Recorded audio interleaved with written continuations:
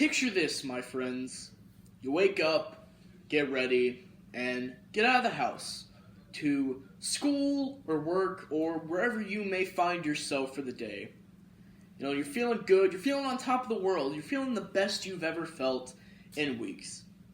But then somebody next to you turns to you and says, "Man, you looking chopped today."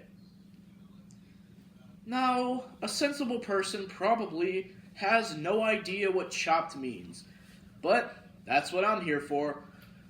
Chopped is basically a modern-day internet brain rot term to call somebody ugly or unattractive or just conventionally undesirable by modern standards. Now, most people would probably chalk it up as nothing more than stupid teenager internet lingo, and most people would be right.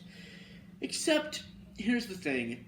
In my opinion, use of words like chopped is emblematic of a bigger problem within the social media space of today's world. And there's 3 reasons why I have to tell you all. First, it can damage the self-esteem of somebody who repeatedly is called chopped. Then, number 2, I will get into some of the more long-term side effects of that, like how it can affect their mental health negatively. And finally, we're going to talk about how you can overcome stuff like this. So, first of all, how does it affect their self-esteem? How does a stupid word like chopped have a negative impact on somebody's life? Well, picture this. Teenagers and preteens are very susceptible to peer pressure and are very concerned about what their friends and peers think of them. So if they constantly hear people call them chopped and other stuff of the sort, they're going to be very self-conscious. They're going to be constantly wondering, am I chopped? Am I ugly? Do I not look right? They're going to be checking themselves out in the mirror 6 or 7 times a day, and their outward image of themselves is really going to drop, and that is a very difficult thing to experience at such a young age. Now, the second is moving into more of the long-term mental health side effects of something like that.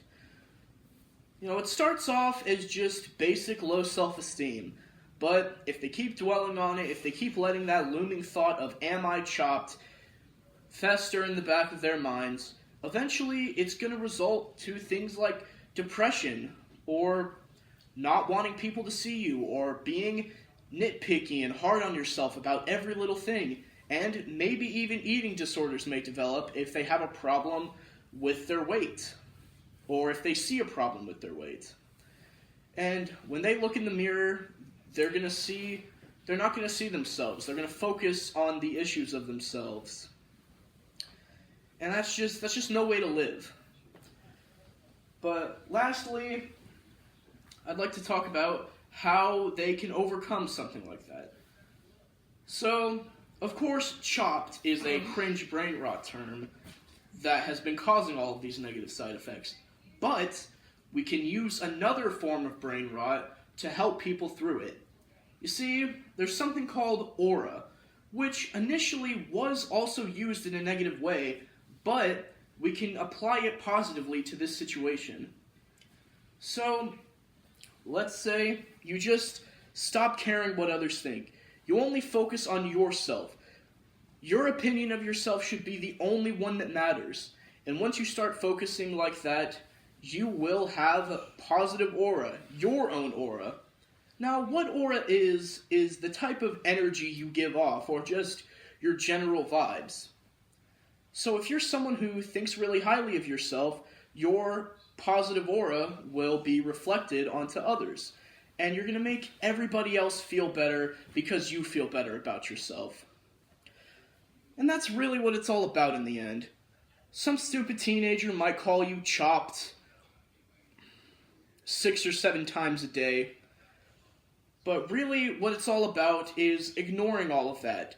Being your own boss and just focusing on yourself. Thank you.